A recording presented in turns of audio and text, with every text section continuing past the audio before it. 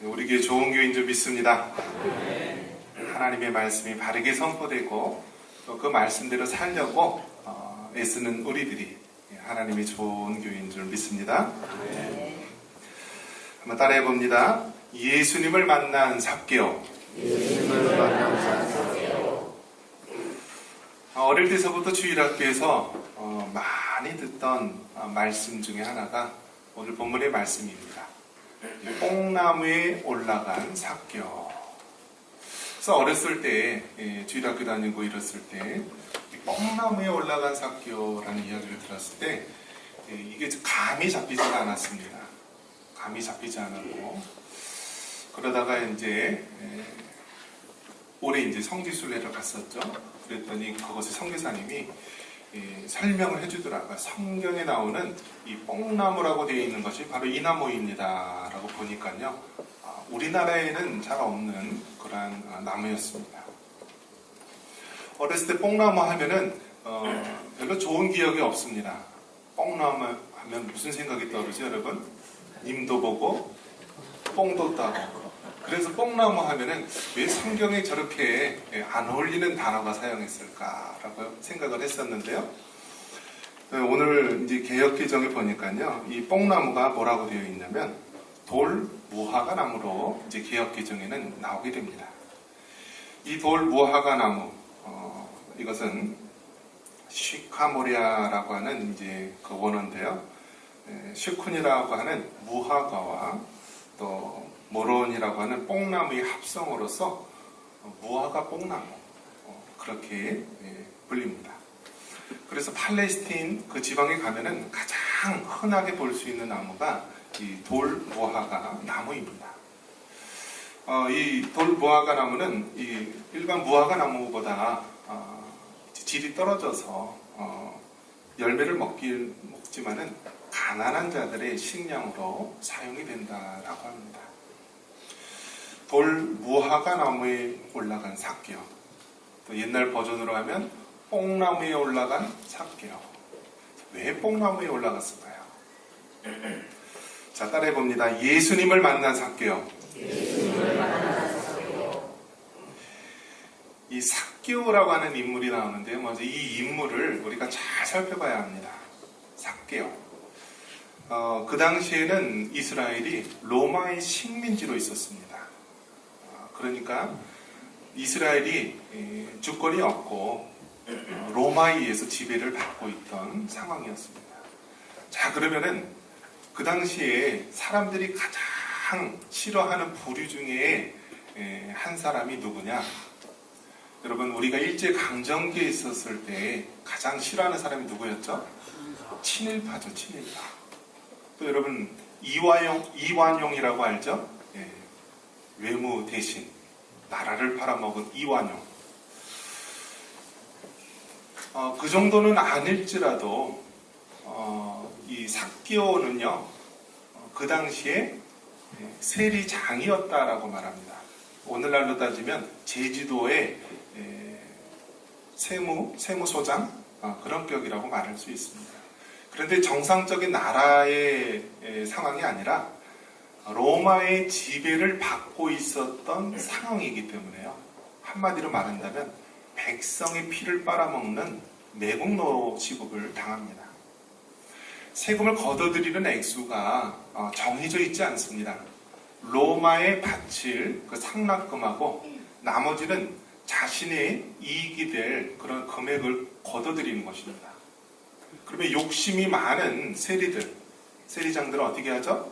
더 많은 금액을 이제 강탈을 하는 거죠. 세금을 걷어들여서 백성의 피를 빨아먹고 그렇게 살아가겠죠. 그래서 그 당시에 가장 더러운 죄인들, 악질적인 죄인들이 바로 세리, 그 다음에 창기, 그 다음에 일반 죄인들인데요. 첫 번째 순서가 누구라고요? 바로 세리라고 합니다. 세리 중에서도 최고 왕초 세리장. 삭개오가 뭐라고요? 세리장이었다라는 것입니다. 그리고 이 삭개오는 뭐라고 합니까?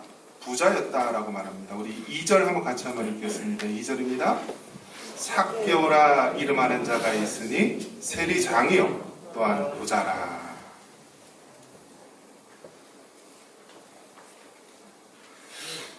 부자에 대해서 성경에서 다음과 같은 구절이 있습니다.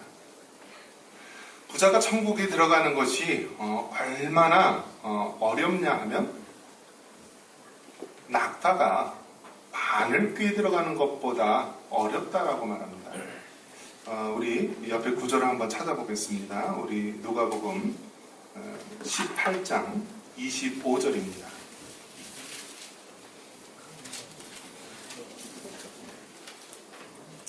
누가복음 18장 25절 같이 한번 읽습니다. 낙타가 바늘귀로 들어가는 것이 부자가 하나님의 나라에 들어가는 것보다 쉬우니라 하시니. 여러분, 낙타가 어떻게 생겼죠? 이 등이 볼록 튀어나와 있습니다. 그래서 이게 한번 쭉 쓰면은요 사람 키보다 훨씬 큽니다. 낙타라는 동물이요. 근데 바늘귀는 어떻습니까? 보입니까? 안 보입니까? 잘 보이지도 않죠. 그러니까 부자가 천국 가는 것이 이 낙타가 바늘귀로 들어가는 것보다 더 어렵다라고 말합니다. 그러니까 결국 무슨 얘기인가요? 부자가 천국 갈 수 있다는 거예요? 없다는 거예요? 없다라는 거예요. 그만큼 힘들다라는 거예요. 자, 이 이야기를 보면은요, 이 삭개오는 모든 걸 다 구원받기에 적합하지 않은 조건을 가지고 있습니다. 매국노라 들었던 가장 죄인 취급을 받았던 세리장이요 또 부자였다라는 것입니다. 그런데 이 삭개오가 오늘 누구를 만나게 됩니까? 예수님을 만나게 되는 것입니다. 할렐루야. 네. 여러분, 우리 삶 속에서 가장 중요한 게 무엇이냐면 누구를 만나느냐에 따라서 그 인생이 달라집니다. 태어날 때 어떠한 부모를 만나느냐에 따라서 요즘 흔히 얘기하는 금수저냐 은수저냐 흙수저냐 이야기를 하죠. 또 결혼하면서 어떻죠? 어떠한 배우자를 만나느냐에 따라서 그 인생이 달라지게 됩니다. 근데 오늘 삭개오는 예수님을 만났다라고 합니다. 예수님을 만난 삭개오, 어떠한 사건이 있었습니까? 즐거워하며 영접하였다 말씀하고 있습니다. 우리 다시 성경 돌아와서요 6절 말씀 같이 한번 읽습니다. 급히 내려와 즐거워하며 영접하거늘. 주인이 삭개오. 이 삭개오가 어느 날 동네에 있는데요, 야, 저기 예수라고 하는 사람이 지나간다라고 말합니다. 이 삭개오는 소문을 들었을 것입니다. 이 예수라는 사람은 보통 사람이 아니래. 많은 병든 사람을 고쳐주고 귀신을 쫓아내고 우리를 구원할 메시아래라는 소문을 듣게 됩니다. 이런 소문을 들었던 이 삭개오는요, 예수님이 이 여리고라고 하는 이 마을을 지나간다라는 소식을 듣게 됩니다. 수많은 사람들이 몰려듭니다. 그런데 이 삭개오는요, 키가 클까요? 작을까요? 예, 키가 작고 땅딸 맞은 사람이었나 봅니다. 그래서 3절에 보니까 이 삭개오는 키가 작고 사람이 많아서 그 예수님을 볼 수가 없었습니다. 그래서 어떻게 하나요? 키도 작고 군중들에 의해서 예수님을 둘러싸여서 볼 수 없어갖고 미리 예수님이 갈 것이라 생각하는 그 장소로 빨리 달려서 뛰어갑니다. 그리고 어떻게 하나요? 이 무화과 나무에 올라가는 것입니다. 여러분 생각해 보십시오. 이 삭개오의 행동, 세리장이고 부자였습니다. 부족함도 없었습니다. 그런데 이 삭개오는 단 하나, 예수님을 만나기 위해서, 예수님을 보기 위해서 간절한 마음이 있었습니다. 그래서 예수님에게 달려가기도 하고, 도저히 방법이 없으니까 최후의 수단으로 예수님이 지나가는 그 길에 있는 뽕나무에 올라간 것입니다. 이 모습을 예수님께서 보시면서 이 무화과 나무에 있는 삭개오를 보게 됩니다. 그러면서 이 예수님께서 삭개오를 부르게 됩니다. 삭개오야, 속히 내려오라. 오늘 네 집에 유하여야 하겠다라고 말씀을 합니다. 그래서 이 삭개오가 급히 내려와서 즐거워하며 영접하였다 말씀합니다. 한번 따라해 봅니다.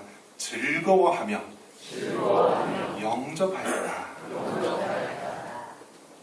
여러분, 예수님을 즐거워하며 영접하였다라는 것은요,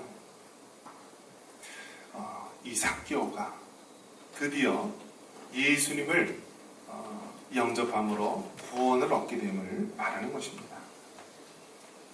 여러분, 교회에 다닐 때 가장 중요한 것이 무엇입니까? 그것은 영혼 구원입니다. 교회에서 여러 가지 봉사도 하고요, 또 뭐 직분도 받기도 하고 많은 일들을 합니다. 그런데 정작 우리가 구원을 받지 못한다라고 한다면 다른 아무것도 소용이 없는 것입니다. 우리 신앙생활에 가장 중요한 것은 영혼 구원인 줄 믿습니다. 이 삭개오는요, 그 영혼이 구원받기 위해 가장 중요한 예수님을 영접하는 사건이 오늘 나타난 것입니다. 요한복음 1장 12절에 영접하는 자, 곧 그 이름을 믿는 자들에게는 하나님의 자녀가 되는 권세를 주셨다라고 말씀합니다. 영접하는 자, 그 이름을 믿는 자에게 하나님의 자녀 되는 구원을 얻게 되는 길이 있는 것입니다. 요한복음 3장 16절에 하나님이 세상을 이처럼 사랑하사 독생자를 주셨으니 이는 그를 믿는 자마다 멸망하지 않고 영생을 얻게 하려 하심이라. 어떤 자가 구원받는다고요? 믿는 자. 여러분, 예수님을 믿고 영접할 때요, 그 사람이 구원을 받게 되는 것입니다. 죄인 중에 가장 극악한 죄인이었던 삭개오는요, 오늘 그 예수님을 영접하는 놀라운 사건을 맞이하게 됩니다. 여러분도 예수님을 인격적으로 만나고 예수님을 영접함으로 구원받는 하나님의 백성이 되시기를 바랍니다. 교회 다닐 때 가장 중요한 것이 내 영혼이 구원받는 것, 내가 먼저 하나님 나라의 백성이 되는 것이 가장 중요한 것입니다. 그런 면에서 이 삭개오는 그 영혼이 구원받는 놀라운 일을 경험하게 됩니다. 자, 그러면 예수님을 믿고 영접해서 하나님의 백성이 되었다라고 한다면 여러분, 어떠한 일들이 벌어질까요? 한번 따라해 보겠습니다. 열매로 알리라. 여러분, 그 사람이 구원을 받았는지 안 받았는지, 예수님을 진실로 믿고 영접했는지 우리는 알 수가 없습니다. 그런데요, 열매로 알리라. 예수님을 영접하면은요, 그 마음속에 세상이 줄 수 없는 평안함이 임하게 됩니다. 돈으로도 바꿀 수도 없고 세상 권세나 명예로도 바꿀 수 없는 하나님이 주시는 평안함이 그 마음이 임하게 됩니다. 그러면서 세상을 보는 방식이 다 바뀌게 됩니다. 이제는 먹고 마시고 세상 쾌락 가운데 빠져있는 자들이 이제는 그 모든 죄된 것들을 벗어버리고요, 하늘의 것, 신령한 것을 사모하게 되고요, 하나님을 노래하고 하나님을 기뻐하는 것, 이것이 바로 구원받은 하나님의 모습입니다. 그런데 그 모습이 오늘 삭개오의 삶 속에 나타납니다. 우리 8절 같이 한번 읽습니다. 삭개오가 서서 주께 여짜오되 주여 보시옵소서, 내 소유의 절반을 가난한 자들에게 주겠사오며 만일 누구의 것을 속여 빼앗은 일이 있으면 내 갑절이나 갚겠나이다.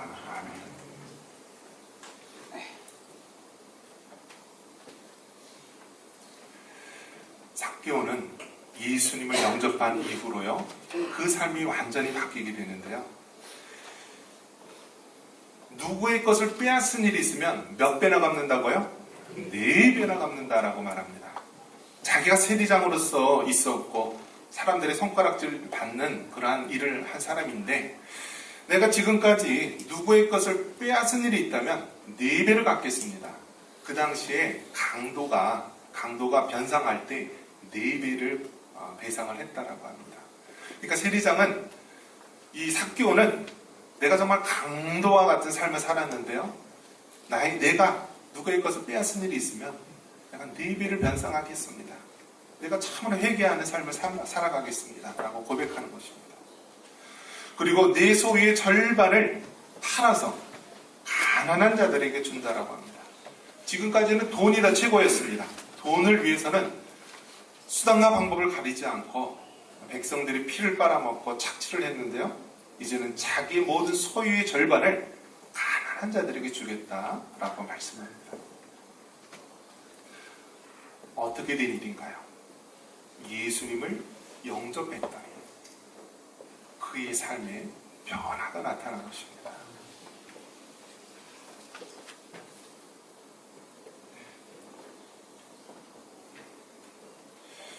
여러분, 우리가 아까 부자가 하나님 나라에 들어가는 것이 얼마나 어려운지 낙타가 바늘귀에 들어가는 것이 낫다라는 말이 있습니다. 근데 그 이야기의 핵심은 무엇이냐면요, 부자는 구원을 받지 못한다라는 이야기가 아니라요, 구원은 사람이 할 수 있는 것이 아니라 하나님이 하신다라는 것입니다. 우리 성경 다시 한번 돌아가 봐서 읽겠습니다. 우리 누가복음 18장 27절입니다. 누가복음 18장 27절. 자, 시작. 이르시되 무릇 사람이 할 수 없는 것을 하나님은 하실 수 있느니라. 자, 부자가 구원받는 것이 낙타가 바늘귀에 들어가는 것보다 더 힘들다고 했는데 제자들이 묻습니다. 누가 구원을 받을 수가 있습니까? 라고 했더니 사람은 할 수 없으되 하나님은 하실 수 있다. 즉 구원은 인간의 노력으로 하는 것이 아니라 철저하게 하나님의 은혜로 구원받는 것이다 라고 말씀하고 있습니다. 이 삭개오는 예수님을 믿고 영접합니다. 그리고 그의 변화된 삶은요, 자신이 강탈한 것이 있으면 4배를 갖고 소유의 절반을 가난한 자들에게 주겠다는 변화된 삶을 말씀합니다. 여러분, 예수님이 오신 목적이 무엇입니까?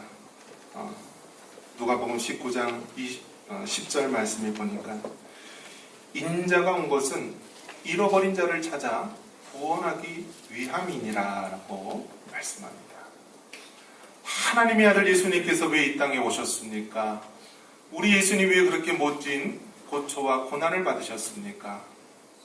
왜 예수님께서 십자가에 피 흘려 죽으셨습니까? 그 이유는 단 하나입니다.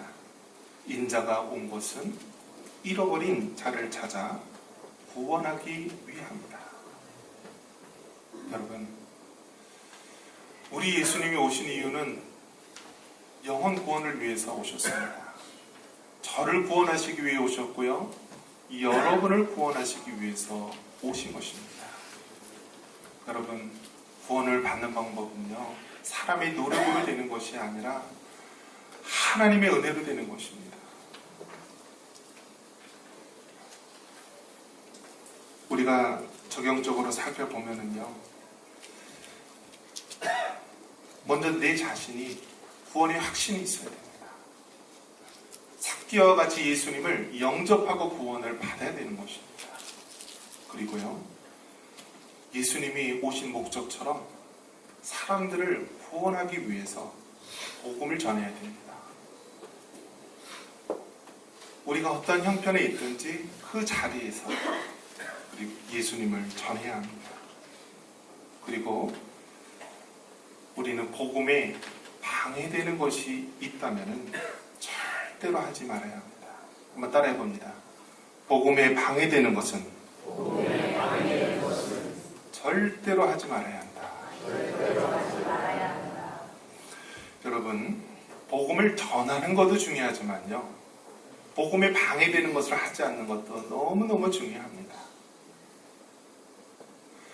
믿음이 없는 자녀에게 우리가 교회에 대해서 부정적인 이야기를 하면요, 그 자녀가 커가면서 교회를 떠납니다. 예수님을 믿지 않습니다. 믿음이 없는 성도들에게 부정적인 얘기를 하면은요, 신앙이 들어올 수가 없는 것입니다. 믿음이 연약한 자에게 우리는 복음에 방해되는 것을 하지 말아야 됩니다. 누가복음 17장 2절에 그가 이 작은 자 중에 하나를 실족하게 할진대 차라리 연자 맷돌이 그 목에 매어 바다에 던져지는 것이 나으니라. 여러분, 우리가 믿음 없는 자를 실족하게 한다면 차라리 그 목에 맷돌, 연자 맷돌 큰 거를 그 목에 매달고 바다에 던져버리는 게 낫다라는 겁니다. 즉, 그 사람이 영원히 죽어버린다라는 거예요.